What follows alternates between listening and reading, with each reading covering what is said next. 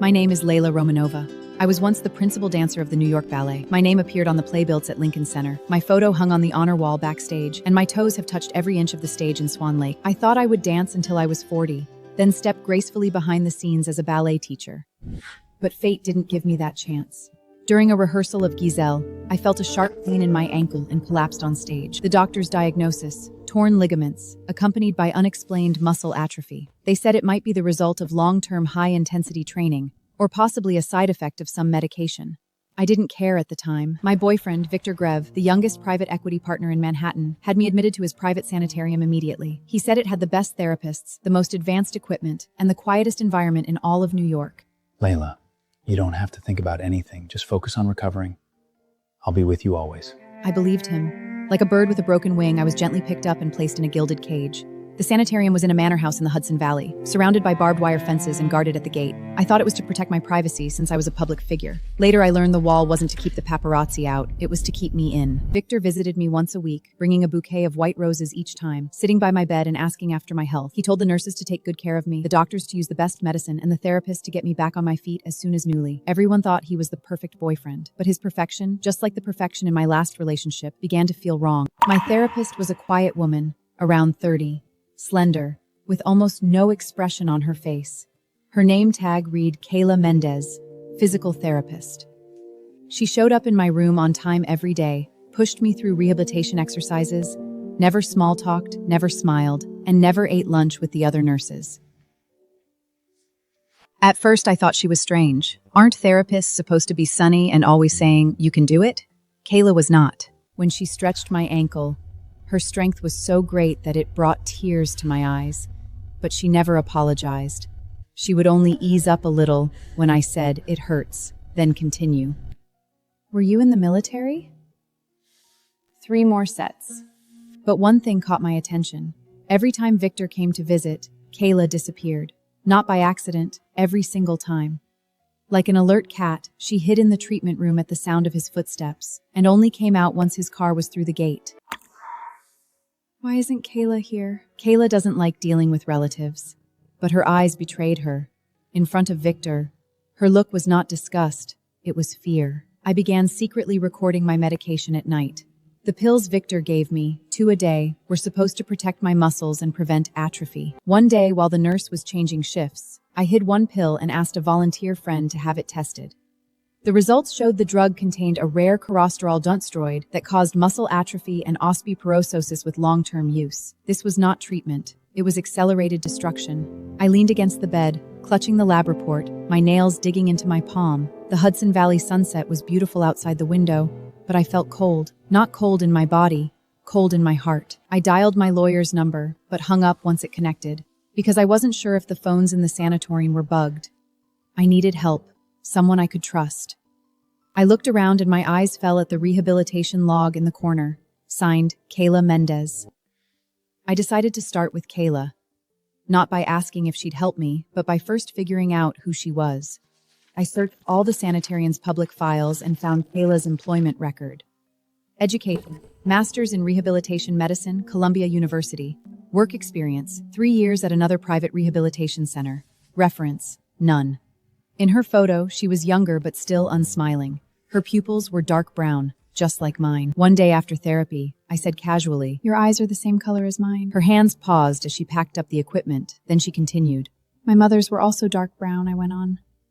"But she's gone." Kayla didn't reply. She rolled up the resistance band, put it in the cabinet, and turned to leave. I said one sentence behind her. "Have you ever heard the name Natalia?" She stopped. The doorknob stayed in her hand for a long time. She didn't turn around, but her shoulders trembled slightly. That night, Kayla knocked on my door. She stood in the doorway, didn't come in, just slipped an envelope into my hand and turned away. Inside was a photo, with a line written on the back. This was taken the day I was given away at age 5. She didn't know I took this with me. On the front was a little girl with tears on her face, and behind her stood a young woman. That young woman was my mother. I looked at the photo over and over, then pressed it to my chest and cried. The next day when Kayla came for therapy, I didn't mention the photo, and neither did she. But when she stretched my ankle, her touch was gentler. When I hurt, she no longer said 3 more sets. Instead, she said, "Endure it, it'll be over soon. Just bear with it, it'll be over soon." That was the first time I heard her say endure instead of persist. Endure and persist are not the same. Endure means she knows you're in pain. Persist means she doesn't care if you're in pain. I suddenly thought this quiet woman might be the last family I had in the world. In the days that followed, I asked Kayla about her past indirectly. She told me she was sent to a foster home by her mother when she was little, then moved between foster families, and put herself through college at 18. She spoke without expression, like reading a report. "Do you hate her?" I did. Then I learned she didn't abandon me, she couldn't afford to keep me. My father was an alcoholic who beat her and beat me. She sent me away to let me survive. She wanted to see me one last time before she died, but by the time I got the message, she was already buried. I took her hand. Her hands were rough, with prominent knuckles, marks from years of physical labor. Mine had once been a dancer's hands, but now they were pale and soft from lying in bed for so long. When we held each other, it was like two people from different worlds meeting. "She's our mother. Do you know that?" For the first time, Kayla looked directly into my eyes. Tears glistened in those dark brown eyes, just like mine. "I know, I knew the first day I saw you. You look like her. I applied for this job just to meet you. I wanted to see what life was like for the daughter she kept and raised. Now I know. You're not doing well either. A little better than you, at least I knew her and lived with her for 15 years.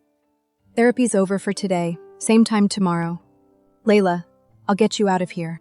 From that day on, Kayla and I began a secret plan. She came to my room every day for therapy, door closed, curtains drawn. We sat facing each other, seemingly doing stretches and muscle training, but actually exchanging information and rehearsing the plan. Kayla told me the San of there, on the surface a high-end rehabilitation for secrets, his ex-girlfriend, former partner, an investor he had cheated. From that day on, Kayla and I began a secret plan. She came to my room every day for therapy, door closed, curtains drawn. We sat facing each other, seemingly doing stretches and muscle training, but actually exchanging information and rehearsing the plan. Kayla me the sanatorium, on the surface a high-end rehabilitation facility, was actually a place Viktor used to hold people. 6 patients lived there, all people who had once known Viktor's secrets. His ex-girlfriend, former partner, investor he had cheated. They were controlled with drugs, confined to their rooms, and given regular treatment. The so-called treatment was injecting them with sedatives to keep them quiet and obedient. "How do you know all this?" "I've worked here for 2 years, and I help them. They tell me the truth in bits and pieces. There's a man named Richard, Viktor's former lawyer. Viktor broke his hand, and they said it was a car accident when he was brought in. But Richard told me it was because he refused to sign money laundering documents for Viktor. This is evidence Richard hid for a long time. He said if you can escape, give this to the federal prosecutor.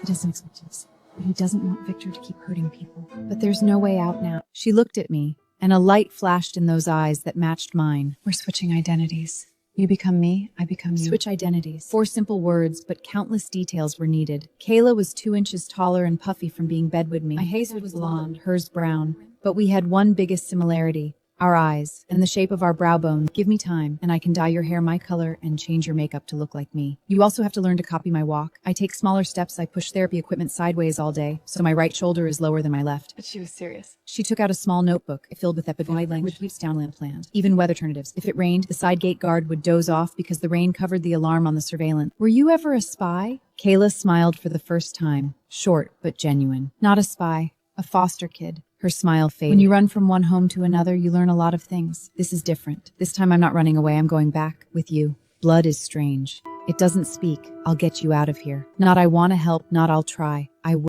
During preparation, we began small tasks. Every day, Kayla stole 1 sedative from the pharmacy and hid it in her locker.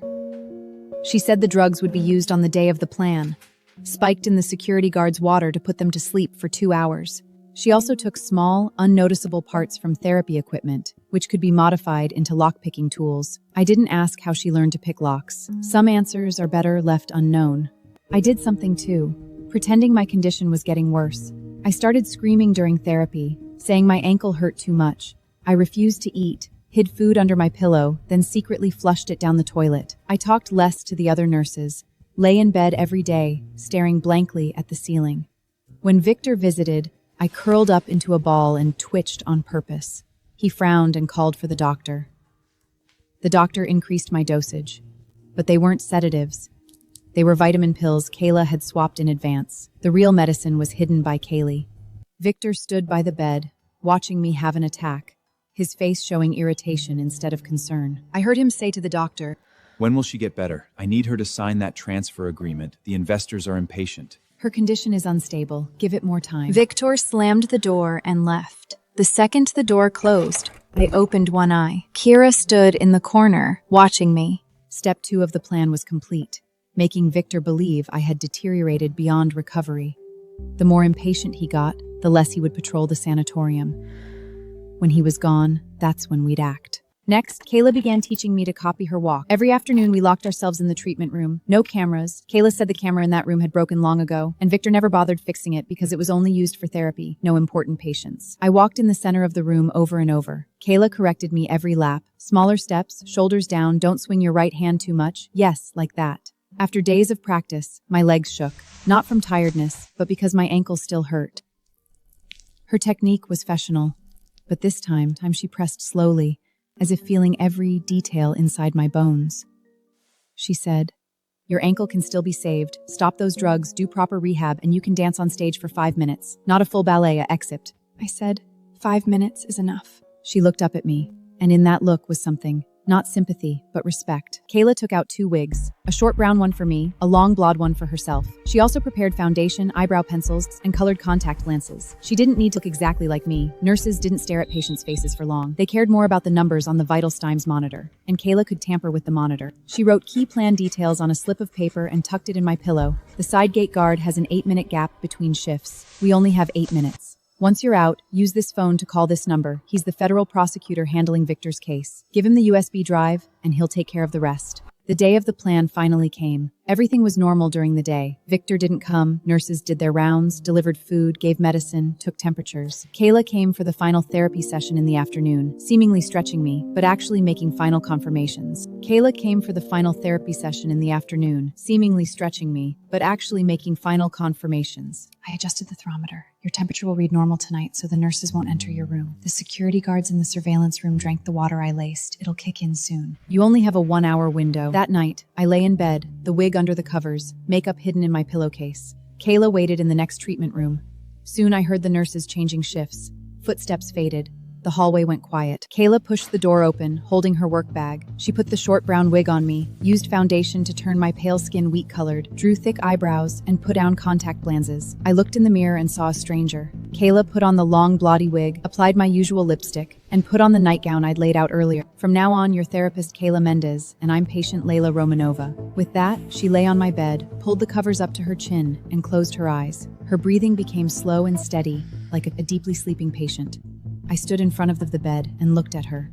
Go. I took a deep breath, pushed the door open, and walked towards the end of the hallway. Every step matched the rhythm Kayla taught me, small steps. I passed the nurse's station. The on-duty nurse was looking down at her, glanced at me once, then went back to her screen. It wasn't unusual for a therapist to grab equipment from the treatment room in the middle of the night. I passed the surveillance room and saw through the window that the guard was lying on the desk, head on his arms, sound asleep. Kayla's drug had worked. I timed the side gate guard's shift perfectly. The previous guard had left, the next hadn't arrived. I stood at the side gate, palms sweating. It was a code lock. Kayla gave me the code, 1820, the year she was taken away at age 5. She'd never forgotten that number. The door opened. Cold, fresh air hit my face. For the first time in a long time, I smelled the outside world.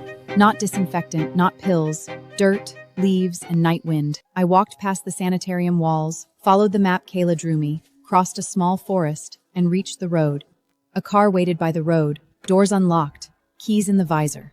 It was a car Kayla rented in advance, using savings she'd put away for 2 years. It was a car Kayla rented in advance, using savings she'd put away for 2 years.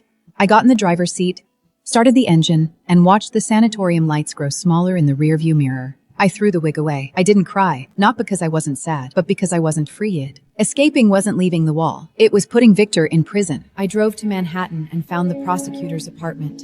I rang his doorbell at 1 a.m. He opened the door in his pajamas and froze. I'm Layla Romanova.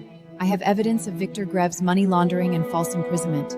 May I come in? He looked at me for 2 seconds, then opened the door wider. I walked in, set the USB drive on his table, then collapsed on the sofa. Only then did I start shaking. Not from fear, but because I realized I'd left Kayla alone in that room. The prosecutor's name was Michael O'Brien, in his 40s, balding, with sharp eyes. He listened to my story, didn't doubt me, and immediately called his assistant and 2 federal agents. He copied the contents of the USB drive, and his face grew graver as he read. Your sister's still inside? Is she in danger? She said she can handle it. She said Viktor only comes once every 3 days. The nurses will find Layla in her room tomorrow and not suspect anything. As long as Viktor doesn't show up, she has time. Michael shook his head. The plan's too risky, but we can't move now. No search warrant, not enough evidence. I need 48 hours. I sat in the FBI office, staring at the clock on the wall. The second hand ticked, like a tiny hammer that never stopped, hitting my heart 1 beat at a time. I sent Kayla a text from the secure phone Michael gave me, the number she'd written down earlier. Only 3 words. Are you safe? The period at the end of the message indicates that she still had the energy to pay attention to Puntuant. I set the phone face down and exhaled deeply. What did she say? She's still there. Michael nodded it and stood up. I'll apply for a search warrant first thing tomorrow. Rest here, don't go anywhere. Daybreak came. Manhattan's morning light came through the blinds, drawing stripes on the floor. I hadn't slept, but I wasn't tired either. The adrenaline was still going. Micah left for the court at 9 o'clock sharp and returned soon after with a search warrant. His expression was serious. There's a problem. Your sister called the prosecutor's office this morning. She said Viktor showed up early. He arrived at the sanatorium at 7 this morning and he's still there. She called? Is she okay? She said she's still pretending to be sick. Viktor's sitting by her bed saying he's waiting for her to wake up to sign a document. She can't move or speak. But she hid her phone under her pillow and put it on speaker, so we can hear the room. Michael turned on a recording device, and Viktor's voice came out. When will she wake up? Give her another shot. Yeah, I'll call you back. Mr. Grev, her vital signs are normal, probably just natural sleep. She'll wake up soon. I can't wait. She has to sign today. I'm coming with you. You're a witness, not an operative. I know. But I'm waiting for her at the door. She's my sister. Let's go.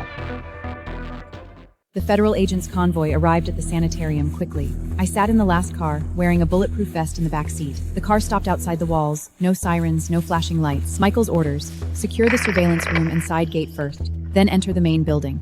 The agents split into 3 teams and silently infiltrated every entrance. I walked behind Michael into the main building, where the quiet was gone. I walked down the hallway, past the nurses' station, past the surveillance room where the guards were now in custody. I headed for my room, or rather, the room where Kayla was lying. The door was open. I saw Viktor standing by the bed, one hand squeezing Kayla's jaw, forcing her mouth open. A nurse was preparing a syringe. Michael's voice came from behind Viktor. Viktor, you're under arrest. Charges include money laundering, false imprisonment, and assault with controlled substances. Viktor turned around, saw Michael and me behind him. His eyes widened. He looked at me, then at Kayla on the bed wearing the blonde wig. His mouth opened, but no sound came out. Kira took off her wig, revealing her short brown hair. She looked at Viktor and said one word. Surprise. Viktor was pinned to the ground, hands cuffed behind his back. As he was taken away, he looked back at me. That look held shock, anger, confusion. But the coldest part was that there was no regret. He didn't think he'd done anything wrong. He just thought he hadn't been careful enough. Kayla got out of bed and walked in front of me. We stood 2 steps apart, neither reaching for a hug, but a tiny, almost invisible curve appeared at the corner of her mouth. I'm glad you're okay. I knew you'd come. The sanatorium was shut down. Viktor's money laundering case dragged in 37 related accounts and 12 accomplices. The federal prosecutor called it the most complete evidence chain he'd ever worked on. One key piece was the document Richard had hidden on the USB drive. When Richard was rescued, his legs were severely atrophied and he needed a wheelchair. We met the day he was sent to the hospital. He took my hand and said one sentence. You did what none of us could. It wasn't me. It was Kayla. Richard looked at Kayla standing at the end of the hallway and said, You're so alike. In what way? Neither of you gave up. In the days that followed, I cooperated with the investigation and gave a full testimony. Viktor's lawyer tried to paint me as a dancer with mental problems, but my mental state recovered quickly after stopping the drugs, and a later psychological report stated I was fully competent to testify. Kayla also submitted all her medication logs and surveillance records. She'd written those logs every night for 2 years, recording what she observed while treating each patient. drug reactions, mental state changes, Viktor's visit frequency, even what time each window in the sanatorium opened and closed. What did you write all this for? I don't know. I just thought it might be useful one day. She looked at me and added, I never thought it'd be for my sister. That was the first time she called me sister. I didn't cry, but my nose sting. Viktor was eventually permanently stripped of his financial license. His company was shut down and liquidated. All assets seized to compensate victims. He was permanently blacklisted by the industry and his so-called business empire collapsed overnight. Former partners cut ties. He became a pariah in New York social circles and eventually withdrew from all public life. On sentencing day, Kayla sat next to me. When the judge finished reading the verdict, she didn't clap, she just took off her glasses and wiped them. He'll never hurt anyone again. That's his problem, not ours. She looked at me, then smiled. This time, not a short, faint smile, but a full one, eyes crinkling. Layla, you sound just like her.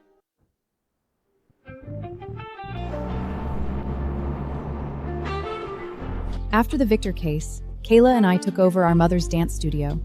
It was in an old neighborhood in Brooklyn. Small, but once the best ballet school in the area. After our mother died, it was rented to a yoga studio, which later closed, leaving the space empty. Kayla used all her savings from years of work, and I used a small part of the inheritance my father left me. And we put together the down payment on the space. The first time we walked in, the floor was covered in dust, half the mirror was broken, and the bar was rusted. But the space itself was beautiful. 4-meter ceilings, old but solid wood floors, and great southern exposure. I stood in the center of the room, closed my eyes, and took a deep breath. I could smell Mother. Not perfume, but wood, chalk, and sweat. I can feel her too. She's here. Always has been. We spent a long time renovating. I designed the layout of the dance studio. Kaylee hired the construction crew and negotiated prices. Her bargaining skills amazed me. She talked a lock lender down from $300 to $120 and got a spare key for free. How you did it? The first thing foster care taught me was not to be a sucker. I laughed. I used to think foster care was her scar, but now I saw she'd turn those scars into tools. On opening day, no ribbon cutting, no media, just the two of us. Kayla bought 2 cups of coffee, and we stood at the door looking at the sign. Romanova Dance Studio. We should add your name. No, this is her name, and yours. I'm just Mendez.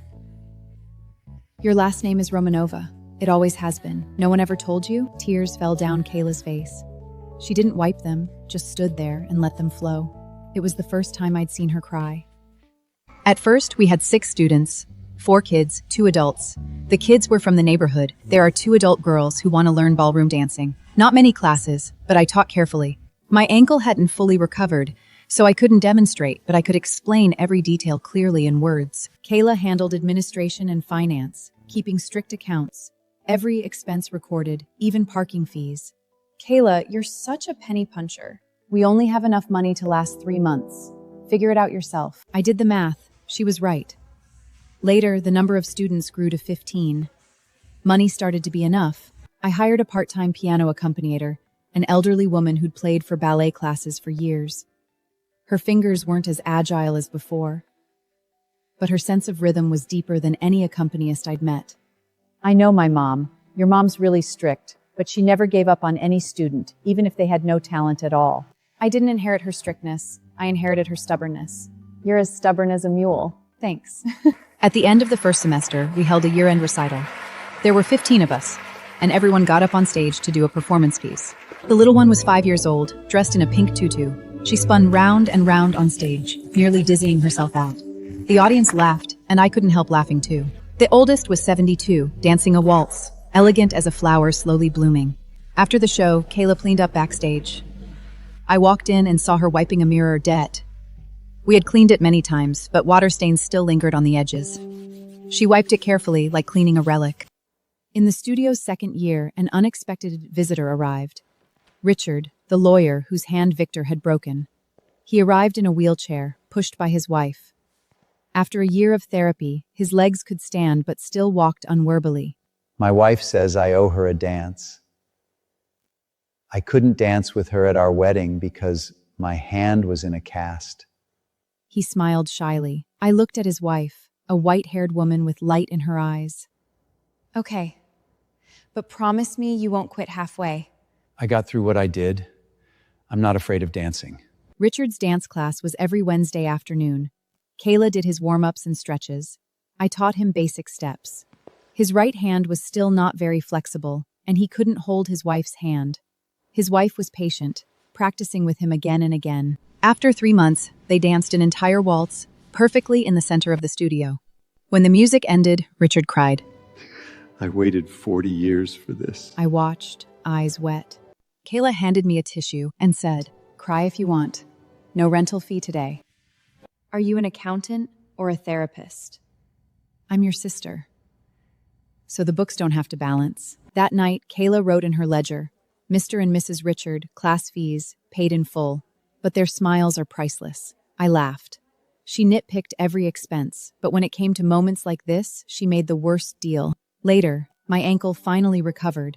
The doctor said I could try dancing for 5 minutes. I chose the Black Swan variation from Swan Lake, not because I could do 32 fouettes, but because it was Mother's favorite music. I stood in the center of the studio. Kayla started the music. The elderly accompanier sat nearby, fingers on the keys. I said, Let's begin. First spin, my ankle didn't hurt. Second, a little tight. Third, I found my center. Fourth, fifth, I stopped at the end of the 8th spin. Not because I couldn't go on, but because tears blurred my vision. Kayla stood in the corner with a towel, not coming over. She just watched me. I wiped my tears and said, again. This time I made it to 12 spins. When I stopped, I heard applause. Not Kayla's, from students and parents at the door. They didn't know I'd once been in a wheelchair, but they saw a woman dancing.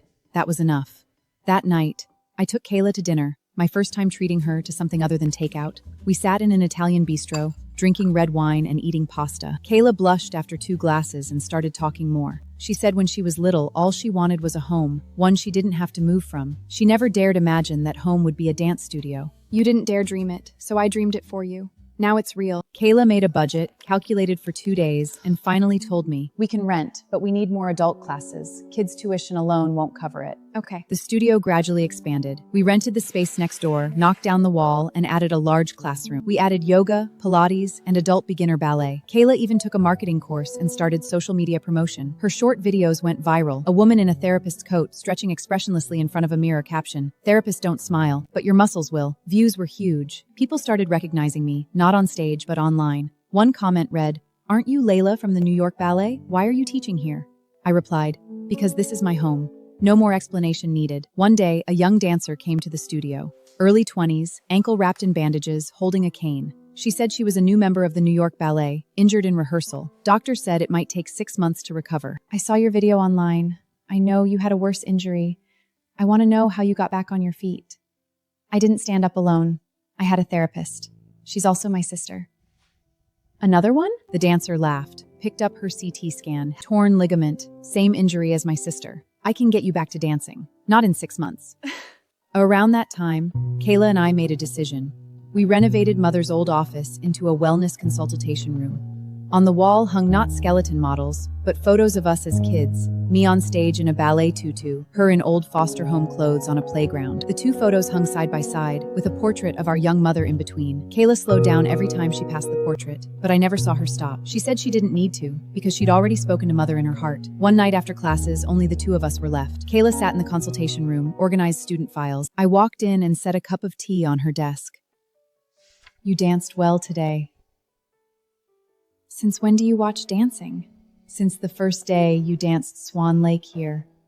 You cried that day, but your feet never stopped. When I was 12, I saw you dancing on TV in foster care. It was a ballet competition. You danced the Rosado from Sleeping Ardle. Your ankles were so strong and your skirt bloomed like a flower when you spun. I thought if I can't stand on stage, I'll help people who can." She looked down and continued organizing the files. Later, I studied rehabilitation. Then I saw the news. Principal dancer of New York Ballet injured and hospitalized. I found out where you were, Viktor's sanatorium. I applied for the job. I stood there, the tea in my hand cold. I set down the cup, walked over, and hugged her from behind. She didn't move, but her shoulders trembled slightly. "You don't need to help people who can stand on stage. You've already helped me stand." "I know, so I have no regrets." Viktor's case went to appeal. He appealed, claiming the evidence in Sin's chain was incomplete. Prosecutor Michael called me and asked if I was willing to testify again. I said yes. Kayla said she'd go too. In court, Victor was much thinner and his hair was white. His lawyer asked if he knew me, and he said yes, my ex-girlfriend. Did you ever force her to take drugs? No. She was injured, and I helped her find a hospital. I stood up, looked into his eyes, and stated all the evidence word for word. My voice was steadier than before, because I was no longer the victim who escaped the sanatorium. I was someone who helped others escape. Kayla also took the witness stand. She wore her therapist's coat, expressionless. Menders, did you document Victor Gray's illegal activities during your employment at the sanitarium? Yes. I recorded every patient's drug reaction, every detail of false imprisonment, every forged medical record. She took out the logbook and flipped through it in court. Victor's lawyer tried to question her professionalism. You're not a doctor. How can you judge over medication? I'm not a doctor. I'm a therapist. But I have something more useful than a medical degree. I watched and I recorded. How many pills does a normal person need to sleep 20 hours a day? You tell me. The court went silent. The judge banged his gavel. Victor's appeal was denied. The original sentence stood. When we walked out of the courthouse, the sun was bright. Kayla walked ahead. I followed. She suddenly stopped, turned, and held out her hand. I held it. Her hand was warm, with callies on her palm from gripping therapy equipment while training me. We walked for a while without speaking. Passers-by thought we were a couple. In fact, we were something deeper. We came from the same womb and only held hands 25 years late. The studio's student count passed 100. We hired 2 full-time teachers, one for ballet and one for contemporary. Kayla stopped teaching therapy classes. She handed over the rehabilitation classes to one of her students, a young woman who graduated from Columbia University. She was quiet, had a steady hand, and was just like she had been when she was young. What are you going to do now? I'm the boss. I manage the money.